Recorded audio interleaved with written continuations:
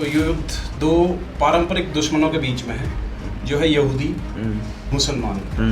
India की position जो इस टाइम पे है, जैसे हमेशा इंडिया को एक तीसरी दुनिया कहा जाता है। अगर इंडिया अपनी कूटनीति इस्तेमाल कर सके तो जो विश्व गुरु होने का दावा करता है वो कर सकता है। दो अनाड़ी देश खाली नहीं जंग के मैदान में उतर चुके हैं, क्योंकि उनकी लीडरशिप मारी जा चुकी है। उनके लीडर, सुप्रीम लीडर मारा जा चुका है। जब हमने पाकिस्तान पे अटैक किया था, सारी कंट्रीज को हमारे साथ में होना चाहिए, कोई कंट्रीज हमारे साथ नहीं थी, जबकि इससे पहले वॉर्स में सब हमारा साथ देते थे। नमस्कार, स्वागत है आपका हमारे पॉडकास्ट में।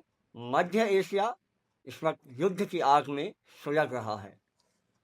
दो अनाड़ी देश खाली नहीं जंग के मैदान में उतर चुके हैं। यूएस के बीच में क्यों कूदा, चाइना इस पर क्या करने वाला है और भारत में क्या फर्क पड़ने वाला है, और पाकिस्तान का तो खैर छोड़िए, हम उनकी बात नहीं करेंगे। फिलहाल इस पॉडकास्ट में हमारे साथ geopolitical expert Harendra Kaneri भाई जुड़ चुके हैं। भाई जी बहुत बहुत स्वागत है आपका। मार्च का महीना आ गया है, एक तरफ इधर बहुत ज़्यादा भीषण गर्मी हो रही है और हम देख रहे हैं कि खाड़ी देशों में जहाँ पहले से गर्मी है वहाँ और ज़्यादा युद्ध ने माहौल भड़का दिया है। ये युद्ध इतना क्यों सुलग रहा है इस समय, हम ये आपसे जानना चाहिए।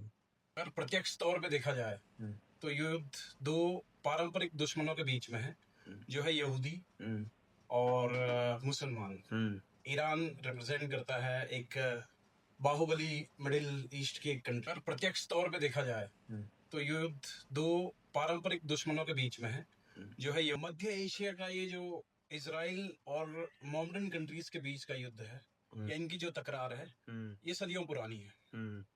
इसके कई इनके पर्सनल रीजंस हैं, बट करंट में जो सिचुएशन, जो आज के दौर में जो चल रहा है, वो उसमें यूएस का डायरेक्टली इन्वॉल्व होना इसको एक युद्ध के मोड़ पे ले जा चुका है। अदरवाइज इजराइल और मिडिल ईस्ट कंट्रीज का बहुत लंबे टाइम से एक युद्ध चल रहा है और वो चलता रहता है। कभी कोल्ड वॉर हो जाती है, कभी उनका सामने से ही वो अटैक कर लेते हैं, और उनका चलता रहता है।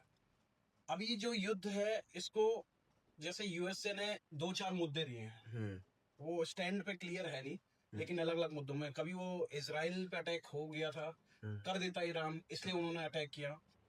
दूसरा, कभी वो रीजन इसका ही देते कि वो परमाणु हथियार बना रहा था, इसके लिए, उसे रोकने के लिए। तीसरा, कभी वहां पर रिजीम चेंज करने के लिए। और चौथा इसका दिया जा रहा है कि ईरान की जो स्ट्रेटेजिक लोकेशन है, वो एक ऊर्जा के तौर पे, अच्छा, और व्यापारिक मार्ग के तौर पे देखा जाए तो काफी इंपॉर्टेंट है। तो यूएसए का इन्वॉल्वमेंट इसलिए भी इसमें ज्यादा है। तो अगर इसे डायरेक्टली देखा जाए प्रत्यक्ष तौर पे, तो ये इजराइल और ईरान की लड़ाई है। बट अप्रत्यक्ष तौर पे देखा जाए तो एक प्रॉक्सी वॉर है जो चाइना और यूएस के बीच में चल रही है, और वो भी सुपर पावर की पोजीशन को लेकर के। मतलब युद्ध किसी का भी हो, मोहल्ले में दो लड़ाई किसी की भी हो, लेकिन जो हॉकी का डंडा, बेसबॉल, ये किसी का बिकना चाहिए। कुछ ऐसा मार्केटिंग इसमें यूएस अपना देख रहा है, या फिर पावर अपना डोमिनेशन रखने के लिए कुछ इसमें ऐसा देख रहा है यूएस। मतलब जब इसको भी क्या खुशी है यूएसए को? जब भी युद्ध होता है, देखो, हथियार तो बिकते ही हैं, इसलिए हथियार बनाए जाते हैं, इसीलिए वो इंडस्ट्री भी बनी है। तो ये कहना कि हथियार बेचने के लिए युद्ध होते हैं, ये इतना लॉजिकल नहीं लगता है। बट जो युद्ध हो रहा है, वो दो बड़े बड़े हाथियों का युद्ध हो रहा है, और ये इनडायरेक्ट युद्ध है चाइना और अमेरिका का।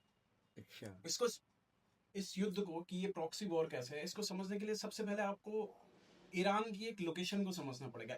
ईरान की इंपॉर्टेंस क्यों है? अगर आप भौगोलिक तौर पे देखें तो ईरान की पोजीशन, ईरान की जो लोकेशन है, वो स्ट्रेटेजिक तौर पर बहुत ही जबरदस्त है।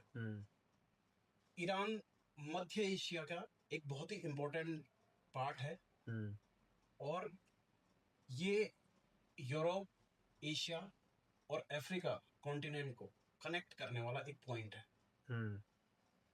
तो अगर इसे इस तरीके से समझा जाए कि ईरान नेचुरल पावर के रिसोर्स के साथ में है, एक वो स्ट्रेटेजिक लोकेशन है जहां पे जिसका कब्जा हो जाए, या जिसकी प्रभुत्ता जहां पे रहे, वो एक तरीके से सुपर पावर या व्यापारिक तौर पर काफी एडवांटेज ले लेता है, प्लस ऊर्जा के लेवल पे काफी एडवांटेज ले लेता है। तो इसलिए ये चाइना और यूएसए का एक सेंटर है जिसको वो लड़ना चाह रहे हैं अप्रत्यक्ष तौर। दूसरा इसमें आपको समझना पड़ेगा कि चाइना की क्या पोजीशन है, चाइना क्यों ईरान पे अपना प्रभुत्व साबित करना चाहता है। अगर हम चाइना के पिछले 10-15 साल के इतिहास को देखें तो चाइना पिछले 10-15 साल से एक सुपर पावर, वैश्विक पावर बनने की कोशिश कर रहा है, जिसमें उसने व्यापारिक तौर पर काफी मेहनत की है, मैन्युफैक्चरिंग से लेकर टेक्नोलॉजी से लेकर उसने खुद को काफी एडवांस किया है। और इसको वो शो भी कर रहा है अपने रोबोट के शो के थ्रू। अपने जो उनकी परेड हुई थी अभी, नेशनल डिफेंस की कुछ परेड हुई थी, उसमें उन्होंने अपने हथियार दिखाए। इसके अलावा और कई भी वैश्विक पटल पर वो दिखा रहा है कि वो एक सुपर पावर अमेरिका को एक चैलेंज दे रहा है। और उसे वैश्विक पावर बनने के लिए अपनी इकोनॉमी के साथ साथ एशिया, यूरोप और अफ्रीका कॉन्टिनेंट को भी अपने साथ में जोड़ना है, जिसमें वो BIR, ये इसका 10-15 साल से जो प्रोजेक्ट चल रहा है, बिल्ट रोड एंड इंफ्रास्ट्रक्चर, इस प्रोजेक्ट पे काम कर रहा है, जिसके थ्रू वो पूरा यूरेशिया और अफ्रीका को अपना मार्केट बनाना चाह रहा है। तीसरा, अमेरिका की पोजीशन अगर इसमें देखी जाए तो अमेरिका काफी टाइम से एक सुपर पावर रहा है, और जब से चाइना सुपर पावर बनने के लिए अपने एफर्ट्स डाल रहा है, तब से उसको इनसिक्योरिटी सी फील हो गई है। लाइक चाइना पहले मैन्युफैक्चरिंग में था, लेकिन अब वो टेक्नोलॉजी में उनसे आगे आ चुका है, पावर में उनसे आगे आ चुका है, और मार्केट में उनसे आगे आ चुका है। चाइना ऑलमोस्ट एशिया का पूरा मार्केट कैप्चर कर चुका है, अपने आसपास की सारी कंट्रीज को, एशिया सब कॉन्टिनेंट्स का जो है। और अब उसकी नजर अफ्रीका तथा यूरोप के मार्केट्स पे है, जिसके लिए वो ईरान में बहुत ज्यादा इन्वेस्टमेंट कर रहा है। ईरान में वो बना रहा है पोर्ट्स एंड लॉजिस्टिक, ईरान में वो बना रहा है रेलवे एंड रोड्स का इंफ्रास्ट्रक्चर, ईरान में वो बना रहा है अपने फार्मा जो इंडस्ट्री है उसका बेस बना रहा है, और इसके साथ ही ईरान से उसे सबसे ज्यादा ऊर्जा की सप्लाई, पेट्रोलियम की सप्लाई होती है। तो चाइना को अगर वैश्विक पावर बनना है तो ईरान की स्ट्रेटेजिक लोकेशन को वो यूटिलाइज करके पूरे यूरेशिया मार्केट और अफ्रीका मार्केट को कब्जाना चाह रहा है, जो अमेरिका को समझ में आ चुका है। तो अप्रत्यक्ष तौर पे ये एक प्रॉक्सी वॉर है, जिसमें अमेरिका चाइना को सुपर पावर बनने नहीं दे रहा है, और उसका एक मेन पॉइंट ईरान आता है। इसलिए ये लड़ाई ईरान और इजराइल के बीच में पैदा की हुई है, ताकि ईरान में रजीम चेंज करके अपना प्रभुत्व अगर अमेरिका स्थापित कर लेता है तो वो अमेरिका के हिसाब से वहां पे चीजें होंगी, और अगर चाइना वहां पे अपना प्रभुत्व स्थापित कर लेता है, जो इससे पहले चाइना कर ही रहा था, तो वहां से चाइना का प्रभुत्व होने के बाद चाइना की डोमिनेंस ज्यादा बढ़ जाएगी यूरेशिया में। मतलब वही कि डोमिनेंस अपना सुपर पावर की जो पोजीशन है उसके डोमिनेंस के लिए लड़ाई अप्रत्यक्ष तौर पे चल रही है। ठीक है, तो अभी जैसे हम युद्ध का स्टेटस देखते हैं, आज तक की जो डेट है उस स्टेटस में हम देखते हैं अली खामनेई मारे गए। उसके बावजूद क्या लगता है आपको, ये युद्ध अभी कितना लंबा ईरान खींच पाएगा? किसका हाथ इसमें ऊपर है अभी? ईरान क्या इस युद्ध को कंटिन्यू रख पाएगा, या ईरान बैकफुट में है, या इजराइल इस युद्ध को खत्म करेगा? क्या लगता है? अगर पावर के तौर पे देखा जाए तो इजराइल और अमेरिका मिलकर लड़ रहे हैं, टेक्नोलॉजी में वो आगे हैं, पावर में, सैन्य बल में वो आगे हैं, तो डेफिनेटली पलड़ा भारी तो ईरान और इजराइल और अमेरिका का है।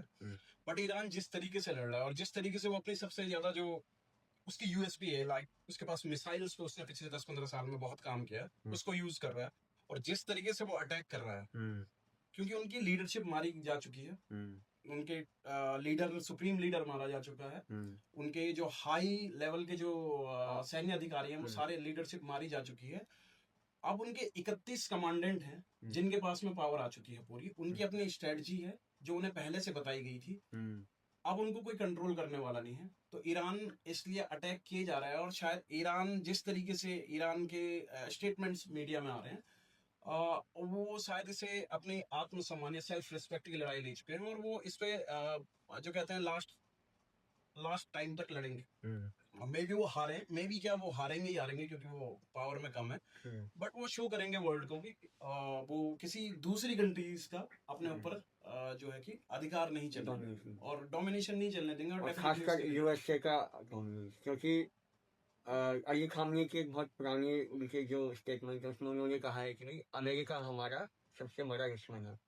अमेरिका तो हमेशा से जो सुपर पावर रहा है उसका हमेशा ही काम ये रहा है कि जितने भी उसके सुपर पावर बनने के लिए जो भी चीजें जरूरी है वो उनको कब्जा आता है। चाहे अभी उसने वेनेजुएला में कब्जा ऑयल वगैरह के लिए, इससे पहले उसने इराक में किया था, इराक में 20 साल करने के बाद वो वापस चला गया। इस अब वो ईरान में भी पिछले काफी टाइम से सक्रिय है, और इस टाइम पे वो मतलब शायद उसमें पूरी तरीके से कब्जा करना ही चाहता है। मतलब अमेरिका तेल का प्यासा है एक तरह से।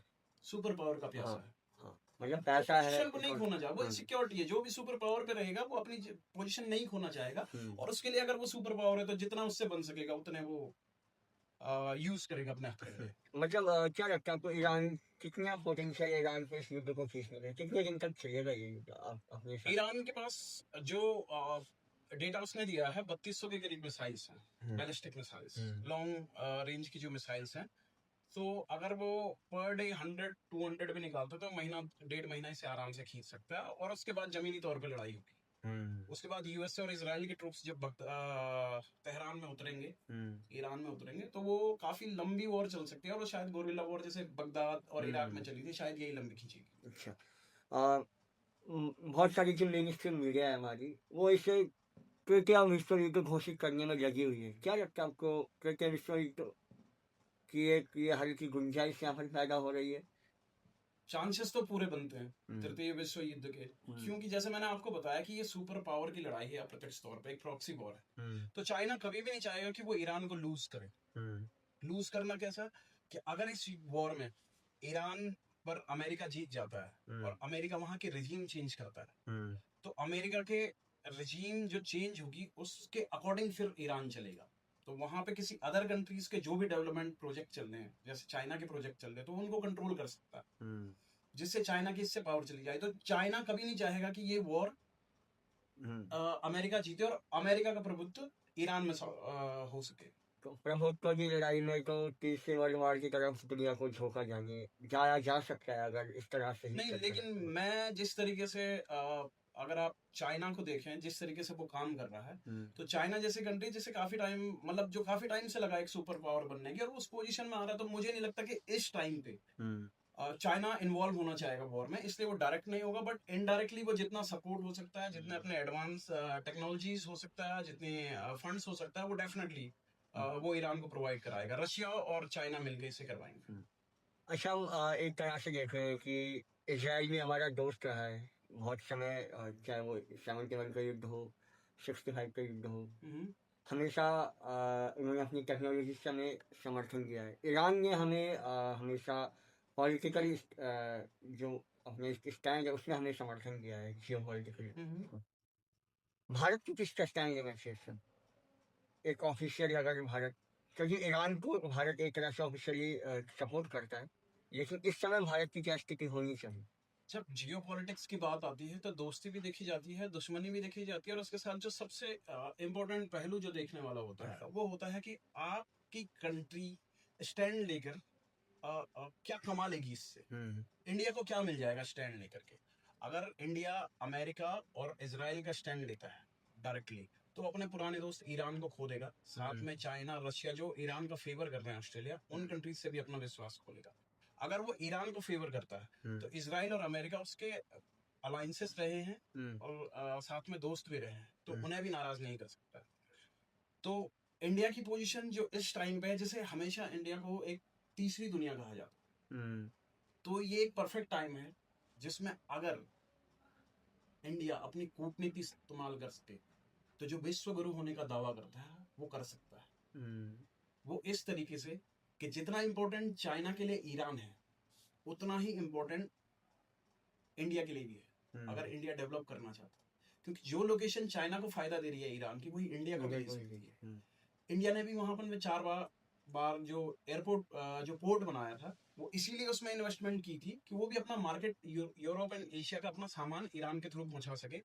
और वहां से जो तेल आ रहा है, क्योंकि ईरान ने तेल में हमें काफी मदद की, तो वहां से उसका कनेक्शन बना रहे, एक ऊर्जा जो ऊर्जा आपकी पॉलिसी होती है उसको सिक्योर कर सके। तो इस टाइम पे अगर भारत अपनी सही कूटनीति को यूज करे, तो वो अमेरिका, इजराइल और ईरान के बीच मध्यस्थता कर सकता है, और मध्यस्थता में उसकी बात मानी जाएगी, क्योंकि मार्केट को, इंडिया का जो मार्केट है 140 बिलियन 1.4 बिलियन लोगों का, उसको कोई अवॉइड नहीं कर सकता, ना अमेरिका कर सकता है, ना इसराइल कर सकता है, और ना ही ईरान और चाइना कर सकता है। चाइना के लिए भी हम उतना ही इम्पोर्टेंट है जितना अमेरिका के लिए। तो भारत की ये पोजीशन है, इसलिए भारत को तीसरी दुनिया कहा जाता है, और इस टाइम पे भारत को स्टैंड लेना चाहिए। और ईरान को अगर वो सिक्योर कर लेता है इस युद्ध से, ईरान को बचा लेता है, तो उसका ईरान पे प्रभुत्व हो जाएगा। ईरान हमेशा हमेशा के लिए दोस्त तो था ही, लेकिन वो एक पर्टिकुलरली उसकी ग्रोथ में पार्टनर बन जाएगा। तो भारत अभी ऑफिशियली क्या स्टैंड ले रहा है, क्योंकि ईरान की तरफ झुकाव थोड़ा भारत का है, क्योंकि 40 से 50% हमारा जो तेल है ईंधन वहीं से आ रहा है। तो नहीं, ऐसे दोनों कंट्रीज हमारे लिए बेनिफिशियल है। इसराइल से हमें टेक्नोलॉजी मिलती है, और ईरान से हमें फ्यूल मिलता है, तो दोनों उतनी जरूरी है। टेक्नोलॉजी करंट टाइम में जिंदा रहने के लिए जरूरी है, और फ्यूल एनर्जी के लिए जरूरी है। इसीलिए इंडिया का रोल इंपॉर्टेंट आता है, वो मध्यस्थता कर सकता है। बट इंडिया इस टाइम पे न्यूट्रल, अभी कोई भी स्टेटमेंट गवर्नमेंट की तरफ से ऐसा नहीं आया जो किसी को फेवर करे। हाँ, इनडायरेक्टली जो प्राइम मिनिस्टर है उन्होंने ये बोला है कि शांति बहाली होनी चाहिए मध्य एशिया में, बट उन्होंने डायरेक्टली किसी को फेवर नहीं किया है, ना किसी का अपोज किया, तो अभी स्टैंड नहीं लिया है। बट ये कूटनीतिक तौर पर से थोड़ा बैकफुट पे है इंडिया इस टाइम पे, उसे लेना चाहिए स्टैंड। ईरान में हम देख रहे हैं कि जो हॉर्मुज स्ट्रेट है वहाँ से जहाज़ों की आवाजाही बंद कर दी गई है। भारत में कितना असर पड़ने वाला है, और जहाँ अभी हम जिस जगह पर है वहाँ पर कितना इसका फर्क पड़ेगा, जो हमारे तेल की कीमतें हैं? क्या भारत के पास कोई ऐसे और अल्टरनेटिव नीतियाँ हैं जिनकी वजह से तेल के दामों पर काबू पाया जा सकता है? नहीं, ये जो भारत की जो वहां से पेट्रोलियम का इंपोर्ट है वो शायद बंद हो चुका है। वो अभी जो हमारे क्योंकि मेन चीजें एक पैनिक सिचुएशन पैदा होने होने ऐसा सिचुएशन इंडिया के लिए नहीं हो सकती है, क्योंकि 25 दिन का 74 डेज का रिजर्व फ्यूल हमारे पास, पेट्रोलियम हमारे पास पड़ा हुआ है। ये हमारे हरदीप पुरी जो पेट्रोलियम मिनिस्टर है उन्होंने संसद में बताया 74 डेज का होता है, और 74 डेज तक कुछ ना कुछ रास्ता मतलब वॉर का निकल ही जाएगा। दूसरा जो है, हमने ईरान से भी हमारा कोई पेट्रोल आ नहीं रहा है, हम वेनेजुएला और यूएस से ले रहे हैं। तो दूसरा अभी जो हमें 30 दिन का और ग्रांट अमेरिका ने दिया है, वो हमें रशिया का तेल है, और रशिया का रास्ता वो पड़ता ही नहीं है। तो हमें कोई इंडिया में ऐसी कोई फ्यूल की कमी आएगी नहीं। हाँ, फ्यूल की कमी वहाँ, प्रॉब्लम वहाँ आ सकती है जो कंट्रीज है, जैसे पाकिस्तान ले रहा है, बांग्लादेश ले रहा है। ये जो स्टेट ऑफ हॉर्मोज है वहाँ से इनका फ्यूल आता है, ईरान वगैरह से, मिडिल ईस्ट से, तो वहाँ पे इन कंट्रीज को दिक्कत हो सकती है। बट ऑलरेडी हम रशिया से ले रहे हैं, जो हमें दिया जा चुका है ग्रांट, और अमेरिका से ले रहे हैं, तो हमारा वो रूट पड़ता ही नहीं है, हमें इतना फ्यूल का कोई इश्यू होगा नहीं। अच्छा, मतलब मेरा एक सवाल इसमें ये भी था कि जो रशिया इस समय भी, अमेरिका हमें 30 दिन की मोहलत दे रहा है कि आप रशिया से तेल ले सकते हैं। ये ऐसे इसमें क्या है, मतलब इसके पीछे ये सोशल मीडिया पे चल रहा है, और क्या मानते इसके पीछे आप वजह, कुछ वजह है इसके पीछे?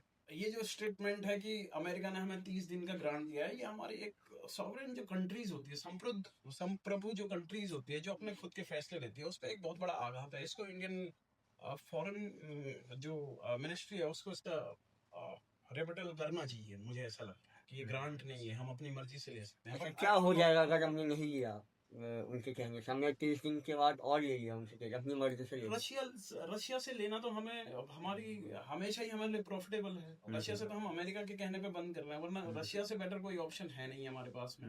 रशिया यूरोपियन को ना बेच के हमें सस्ते में बेच रहा है, और इससे आगे हम नहीं लेते हैं तो ऑलरेडी इसमें, क्योंकि जो स्टेटमेंट जारी किया है कि ऐसा तो नहीं है कि रशिया हमें जो तेल दे रहा हो और जो यूएस हमें तेल दे रहा हो उसमें कुछ अलग क्वालिटी हो, एक जैसा क्रूड ऑयल का एक जैसा ही होता है? नहीं, जब हम किसी कंट्री से इंपोर्ट करते हैं कोई चीज, तो उसमें ये वाली बात नहीं आ सकती। हाँ। एक कंट्री इंपोर्ट कर रही है, वो ये चल नहीं सकता है, सोशल मीडिया में चल नहीं सकता। रिफाइनरीज होती हैं, बहुत बड़े लेवल की रिफाइनरीज है, तो वो ऐसा कोई घटिया क्वालिटी का सामान उनसे लेगी नहीं। ये केवल एक जियो पॉलिटिक्स है कि अमेरिका नहीं चाहता कि रशिया को वो स्ट्रेटेजिक लाभ मिले उसके फ्यूल बेचने का, क्योंकि वो यूक्रेन पे भी अटैक कर रहा है। नहीं, पर अधिकार यूएस ने कैसे मतलब इस पर वो कर लिया हमारे ऊपर? ये तो इंडिया की जनता को समझना चाहिए। जब आपका राजा कॉम्प्रोमाइज हो जाता है एक तरीके से, तो आपको फिर सारी जनता कॉम्प्रोमाइज हो सकती है। और ये जिस तरीके से अमेरिका के स्टेटमेंट आ रहे हैं, और अभी एक इजराइल का भी स्टेटमेंट आया। जब इजराइल की एक टीवी शो में किसी एंकर ने पूछा रक्षा मिनिस्ट्री के मतलब डिफेंस मिनिस्ट्री के किसी इजराइल के अधिकारी को, तो उनसे इजराइल के जो डिफेंस मिनिस्ट्री के जो प्रवक्ता थे वो बता रहे थे कि अब वो आयरन डोम बेचेंगे, और उसकी प्रोडक्शन लाइन वो पूरी वर्ल्ड को बेचेंगे। तो इससे एंकर ने उससे पूछा कि आपके पास प्रोडक्शन लाइन कहाँ है, तो उन्होंने कहा उसका स्टेटमेंट था कि we have to cover 1.5 billion of Indian people, मतलब हमने उन्हें ले लिया है, वो हमारे लिए काम करेंगे। सो इस तरीके की जो स्टेटमेंट आ रही है ये डेफिनेटली इंडिया के लिए बहुत बुरा है। मैं इस पर थोड़ा मैंने इसमें रिसर्च किया था, जो IAI और DCX का एक कोलैबोरेशन जो बेंगलोर में कंपनी चल रही है, जहाँ पर ये सब हथियार वगैरह बनाए जा रहे हैं इसराइल के साथ मिलके। 145 लोग उस कंपनी में हैं, और मतलब 145 लोग, एक हथियार सॉफ्टवेयर इंजीनियर उसमें है, और मतलब जो भी हथियार बनाने के लोग चाहिए होते हैं। तो 1.4 बिलियन इसराइल के कैप्चर में इस स्टेटमेंट का एक्चुअल मतलब क्या है, आप थोड़ा बता सकते हैं? इस स्टेटमेंट का एक्चुअल मतलब है कि 1.5 बिलियन से वो काम नहीं कराएंगे, बट जब किसी भी ऑर्गेनाइजेशन या किसी भी कंपनी को आप पूछोगे कि आपकी प्रोडक्शन लाइन कहाँ क्या है, तो डेफिनेटली वो शो करती है जो उनके पास है। तो इसी तरीके से शो किया गया कि हमारे पास लोग हैं। वो 1.5 बिलियन तो एक स्टेटमेंट था, बट उसके पीछे कहने का मतलब ये था कि हमारे पास बहुत सारे लोग हैं जो हमारे लिए काम करेंगे। अच्छा, तेल हम देख रहे हैं कि जो एक हिंद महासागर में भी आइरिस डैना पर एक अटैक हुआ है। इसमें हम इसको हम किस तरह से हमें देखना चाहिए, मतलब इसमें भारत का क्या स्टैंड होना चाहिए था? भारत इस पर न्यूट्रल रहा है, जबकि भारत को न्यूट्रल नहीं होना चाहिए था। इंडियन ओशन में हुआ है। इंडियन ओशन में एक तो हमारी रेंज होती है और एक हमारी रेंज से बाहर, अगर हमारा कोई मेहमान हमारी रेंज से बाहर जा रहा है तो हम उसे छोड़ के आते हैं, और अगर उसके साथ कोई इश्यू हो गया है तो हमें उसे देखना चाहिए, लेकिन हमने देखा नहीं है। हमें उस पर काउंटर अटैक करना चाहिए। इवन एक छोटी सी कंट्री श्रीलंका ने उसे हेल्प की है, और उसका एक स्टेटमेंट जारी किया है कि उनका जो दूसरा जहाज है अगर उस पर अटैक होता है तो हम उसे सपोर्ट करेंगे, हम उसको डिफेंस करेंगे। बट इंडिया जो कि 140 बिलियन लोगों का, मिलियन लोगों का कंट्री है, उसकी तरफ से कोई ऐसा स्टेटमेंट नहीं आया। ये थोड़ा सा इंडिया की साख पे डेफिनेटली एक धब्बा है। May I go to my oil from Russia? खैर, अब बात करते हैं हम इस समय भारत की मौजूदा स्थिति पर। विदेश नीतियां हमारी, इस पर आपका क्या कहना है? विदेश नीतियां जयशंकर की ओके, मेरी आंखों से लेजर लाइट निकल के आ रही है, थोड़ा आप हाँ। विदेश नीति को तो जयशंकर प्रसाद बहुत अच्छे से हैंडल करते हैं, ऐसा इंडिया का मानना है। और फॉरेन पॉलिसीज दिख रही हैं उसमें कोई हाजिर जवाब तो है, वो अच्छा जवाब देते हैं। हाजिर जवाब पॉलिसीज नहीं डिफाइन करती हैं। हाजिर जवाब कहीं और काम आ सकते हैं, बट फॉरेन पॉलिसीज में ऐसा नहीं होता। अगर फॉरेन अच्छा, जैसे हम आपसे हाथ मिला रहे हैं, my friend Donald Trump, and मिलकर बहुत अच्छा एक से शूट किया जा रहा है, तो क्या इससे विदेश नीति स्ट्रांग होनी नहीं होगी हमारी? हो सकती है, पर उसके परिणाम दिखने चाहिए। आप विदेश नीति कोई भी तरीका आपका हो, उससे विदेश नीति डेवलप होनी चाहिए, चाहे आप हाथ मिला के करें, गले मिल के करें, या दूर रह के करें जैसे मनमोहन सिंह करते। बट विदेश नीति आपके मौके पे दिखनी चाहिए थी, इस टाइम पे मौके पे दिखनी चाहिए थी जब हमने पाकिस्तान पे अटैक किया था, तो सारी कंट्रीज को हमारे साथ में होना चाहिए था। कोई कंट्रीज हमारे साथ नहीं थी, जबकि इससे पहले वॉर्स में सब हमारा साथ देते थे। दूसरा, अभी आपकी विदेश नीति जब समझ में आ रही है कि आपको सीधे सीधे बोल दिया जा रहा है कि आप यहाँ से तेल नहीं लेंगे, वहाँ से तेल नहीं लेंगे, तो कोई कंट्री इस तरीके से हमें सपोर्ट नहीं कर रही है। और फॉरेन पॉलिसीज में हर जगह पे पॉइंट दिख रहे हैं। हमारे इंडियन ओशियन के हमारी रेंज में अमेरिका मार देता है। हमारे आदमी वहाँ फंसे हुए हैं मिडिल ईस्ट में। चाइना और रशिया को तेल के टैंकर ले जाने के लिए बोला, लेकिन हमें कोई ऐसा नहीं दिया। तो ये हमारी फेलियर ऑफ फॉरेन पॉलिसीज है। ये जा रहे हैं अंदर लोग, पॉज कर दो। हाँ, अच्छा, यूएसए का रोल आपने समझा लिया, चाइना का रोल हमें समझ आ गया, ईरान का हमें रोल पता चल गया, इजराइल का पता चल गया इस पूरे युद्ध में। यूएई को क्यों तोड़ा? यूएई को इसलिए तोड़ा गया क्योंकि उनकी अपनी रीढ़ की हड्डी नहीं है। पिछले इतने साल से अमेरिका उन्हें केवल इस बेसिस पे सैन्य ठिकाने जो बनाए जा रहा है, और सारे के सारे ट्रांजैक्शन जो वो डॉलर्स में कर रहे हैं, तो उसका कुछ तो वैल्यू होनी चाहिए ना। लास्ट टाइम पे जब ईरान ने उन्हें अटैक किया तो वो बचाने क्यों नहीं आया? उन्होंने तो अपने लोगों को वहां से निकलने के लिए बोल दिया।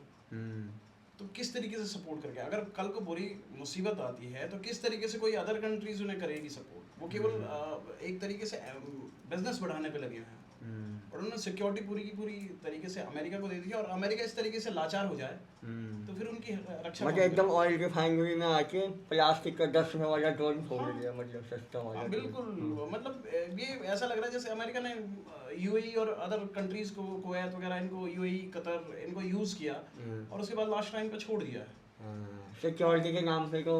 सिक्योरिटी पे। अभी आज ही एक ईरान का स्टेटमेंट आया कि वो अपने जो मित्र, जो आसपास के पड़ोसी हैं, उन पे अब अटैक नहीं करेगा, बस बशर्ते कि वहां से उन पे अटैक ना हो। तो इस बीच में पिस गया मिडिल ईस्ट। हम ऐसा भी देख रहे हैं बहुत सारे कंट्रीज यूएसए को लेकर अब बैक ऑफ करने शुरू कर दिए हैं।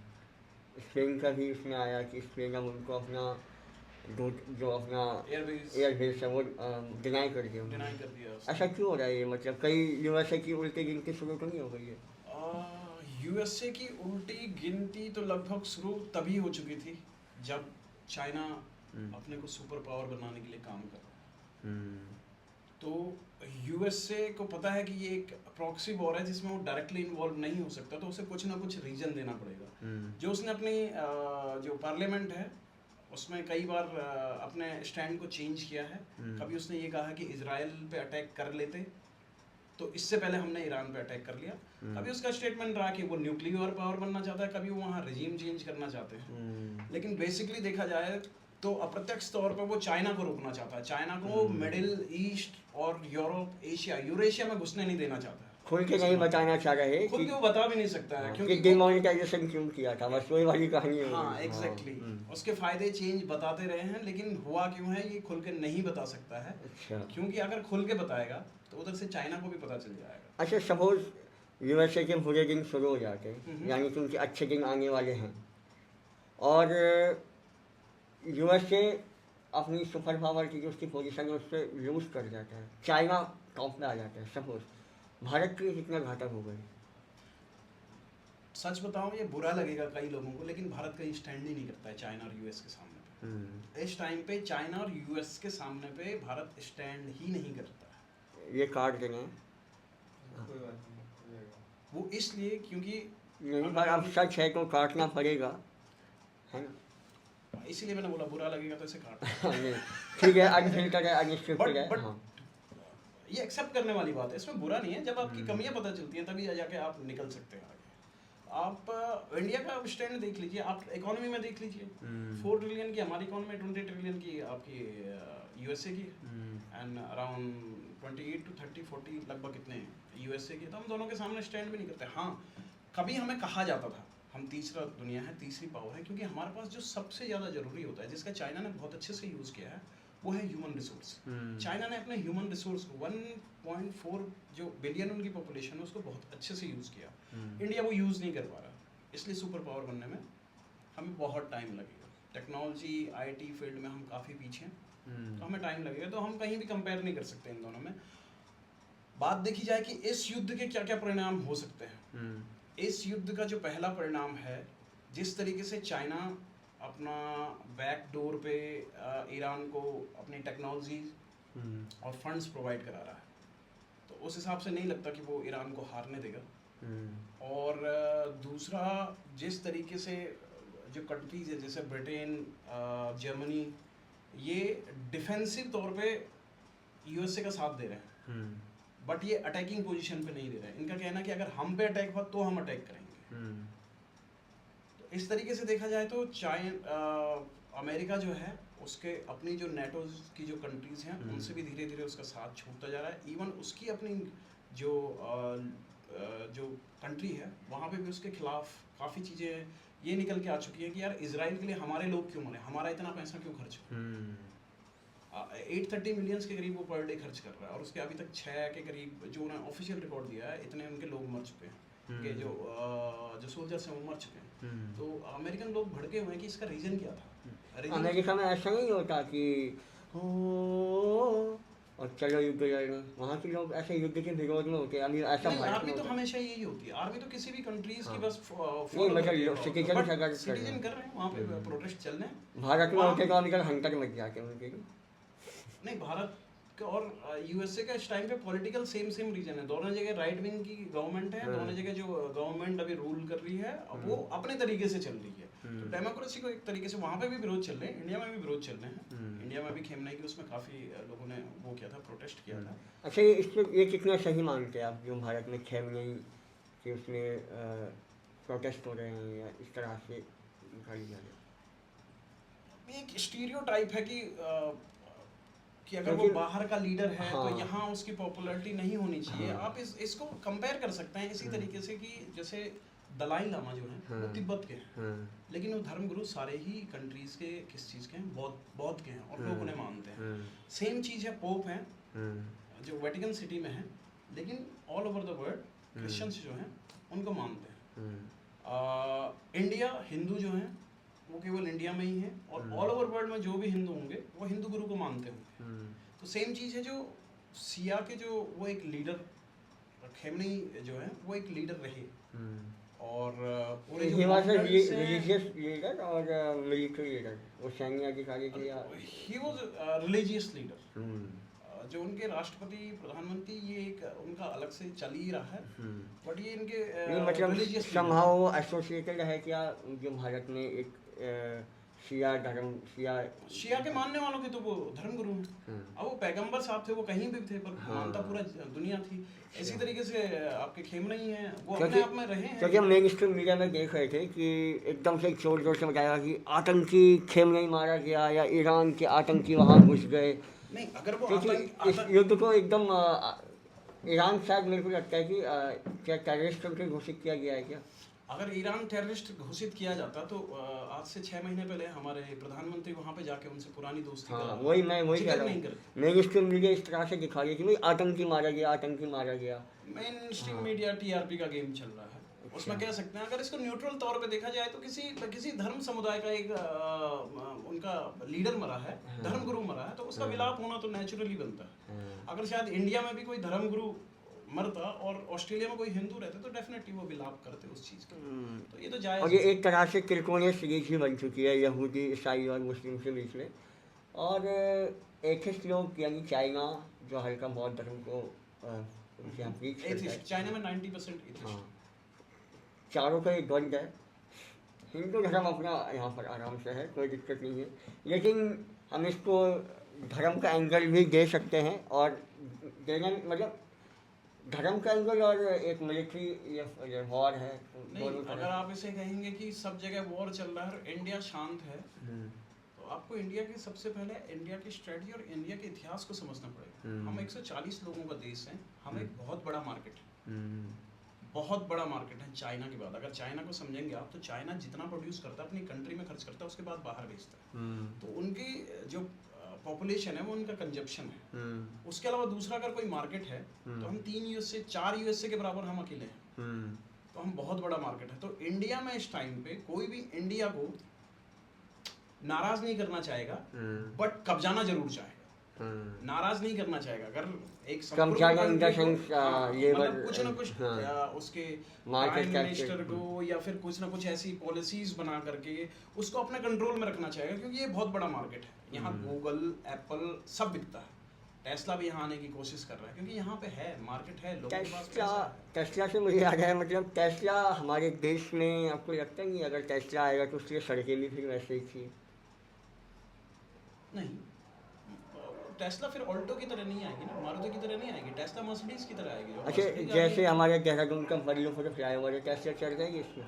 मर्सिडीज चल रही है, टेस्ला भी चलेगी। मर्सिडीज भी तो उसी के लेवल की है। ऑटो ड्राइवर पोर्श चलती है यहाँ पे। तो आपको नहीं लगता अगर टेस्ला यहाँ चलेगी और उसने अगर गलती से मतलब टेस्ला किसी अमीर जाके पे ही होगी, देखो मेरे ख्याल से तो नहीं होगी, उसने किसी को ठोक दिया था बहुत सी मसूरी रोड पे, बोलेगा भाई मैं तो नहीं चला रहा था, ऑटो उसमें ऑटो मोड ऑन था। तो किसी ना किसी को तो रिस्पॉन्सिबिलिटी लेनी पड़ेगी ना। तो लेकिन वो तो समय जाता है। When the bridge will come will cross, जब आएगा समय ऐसा तो देखेंगे किसके ऊपर डालना है। लेकिन will Elon Musk will take the responsibility. खैर, एक और हमारी nice conversation with mister Harinder Kaneri ji, और बहुत अच्छा लगा हमें उनसे बात करके। थोड़ा बहुत हमने जो हमारी शंकाएँ थी, आप लोगों की भी कुछ शंकाएँ रही होगी ईरान युद्ध को, क्या ये धार्मिक युद्ध है या एक मिलिट्री पावर है या एक सुपर पावर बनने की जो होड़ है अमेरिका की, जो खुजली है, अनेक बिंदुओं पर हमने बात की। आप अपनी राय अपनी हमारे कमेंट बॉक्स में लिखें और किस तरह से हम अमेरिका को सुधार सकते हैं ये कमेंट बॉक्स पर ज़रूर लिखें। बाकी धन्यवाद।